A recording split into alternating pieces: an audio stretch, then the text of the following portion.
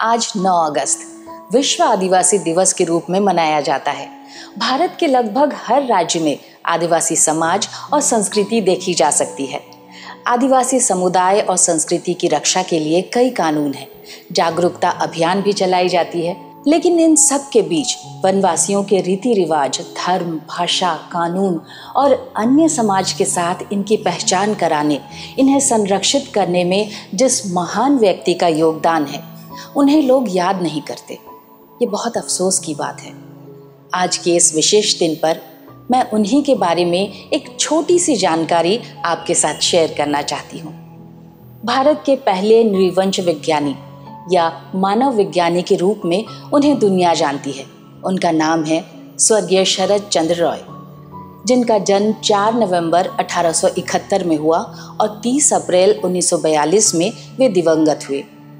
उनसे पहले जितने भी मानव विज्ञानी हुए सभी यूरोपीय मूल के रहे हैं। शरद चंद्र रॉय के पास मानव विज्ञानी की न तो कोई डिग्री थी और ना ही वो इस विषय में जानकार थे।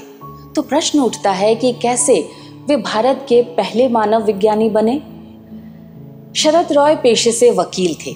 कोलकाता यूनिवर्सिटी से उन्होंने डिग्री ली थी और छोटा नागपुर डिवीजन के अंदरूनी इलाकों में एक वकील के तौर पर कई यात्राएं की और इस दौरान उन्होंने आदिवासियों की दुर्दशा देख उनकी चिंता के कारण श्री रॉय की रुचि उनमें और बढ़ी।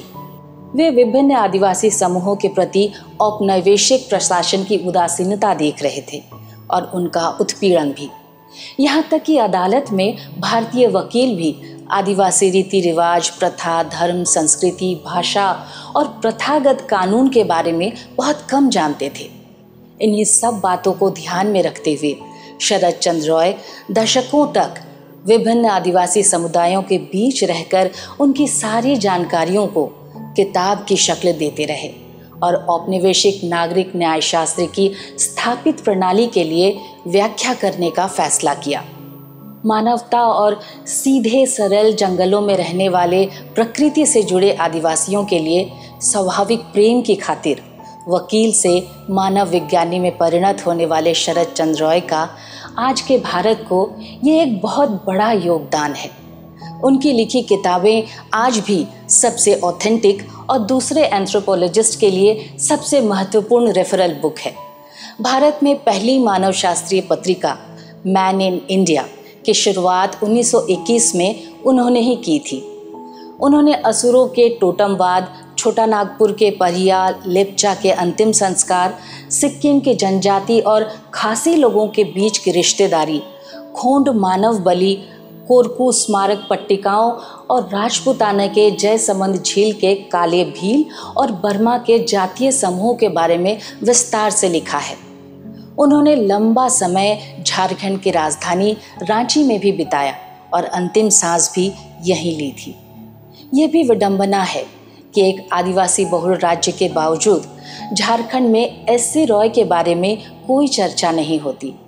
विश्व आदिवासी दिवस पर किसी भी प्रतिष्ठित अखबार के एक भी कॉलम में उनका नाम दिखाई नहीं देता। आज एस.सी. रॉय का नाम एकेडमिक्स में ही सीमित रह गया है।